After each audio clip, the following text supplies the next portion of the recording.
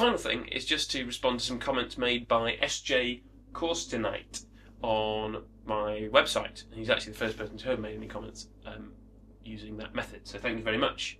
And it seems that he went through my entire back catalogue in a day, I think, and left all these comments, so thank you very much.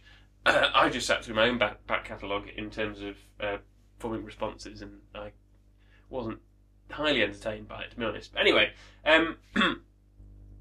enough of denigrating my own podcast. Just in response to episode 1, he said, "Simply charming. What prompted you to start podcasting in the wilds of Russia?" Well, thank you for thinking my thing is charming. No, I mean that. I do. I just happened to be there when I got into podcasting, in terms of listening to it.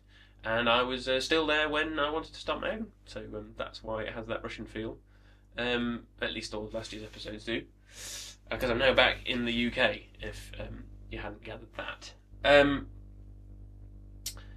You may remember I visited the Death Zone and made the pie of Rassilon, for which the recipe was on the website. And I had the cooking instructions with gas mark and temperature in centigrade.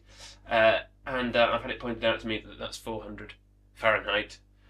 So if any of you tried to cook it American style and it went wrong, then you now know why.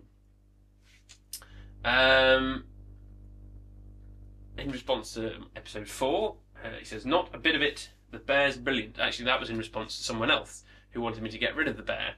I was a bit confused by the April Christmas tree. Are the Russians still on the old calendar system?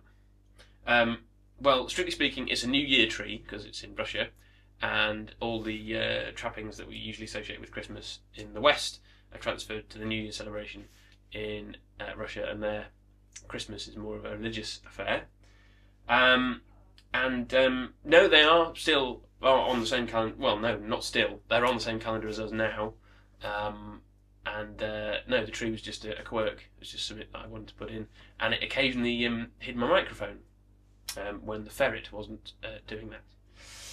And unfortunately, Teddy Bear bit the dust a couple of episodes later, and well, if somebody had said at the time they didn't want me to kill him, I might have held back, but unfortunately he's dead, no longer around, killed by Mr. Auton, if you remember that. And then the biggest amount of feedback was on my Series 4 review, which, as I said, I think was a bit boring. But anyway, you may remember the crazy calculation system I had, and SJ says, "So, I have to ask, are you an actual mathematician, or are you just succumbing to the inherent geek need to quantify? A need I feel very strongly at times." Well, no, I'm not a mathematician. I gave up on maths during my A-levels when I got a couple of offers from different universities to study animation that required me to not try very hard in my final exams, so I kind of gave up on it. But I am a bit anal about numbers and statistics and stuff, and so that was quite fun for me to do that. Obviously, nobody else thought so because nobody responded to the thread on the Doctor Who forum. Oh well, maybe next year. In response to my comments about Moffat's episode, he says, "A lot of folks have slammed Moffat for the everybody lives motif, even though I can't really see that he's used that since the first season. With Girl in the Fireplace, there's plenty of off-screen death, including Madame de Pompadour from natural causes." Very true. "Also, don't forget the gruesomeness of the heart and the eyeball in the ship." Yes. As for Blink, well, folks die. They just do it naturally. However, if death to us is primarily the act of losing someone we hold dear, and being forever unable to see them again, I say Moffat's stories are full of death and loss. As for RTD, well, ... Good point, well made. I've taken that on board. I think you're right about a lot of that stuff. I just think it's going to be interesting to see what he does when now he's got his hands on the reins for the whole season. And finally, in response to my comments on Journey's End, I agree that the season finales are often rather rubbish. Thank you. However, as a die-hard Who genius, maybe you can answer me this. In what Dalek episodes are both the Daleks awesome and powerful, and defeated without resorting to a Deus Ex Machina? I think that's right. I don't know Latin, so I might be pronouncing that wrong.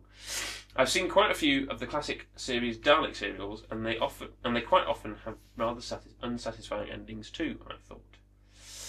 Well, I'm not sure about the Die Hard Who Genius label, but I think I'll take that as a compliment. I think you're right, there are Deus Ex Machina, I might be pronouncing that wrong again, endings in the classic series, so they are sometimes as unsatisfying. I think partly the speed and the shortness of stories that we get these days means that they come a lot quicker at the end of the episode and a lot shorter, and therefore they seem more of a cop-out when maybe they're not. It's just, I think it's the speed of the storytelling makes it seem worse when we get one.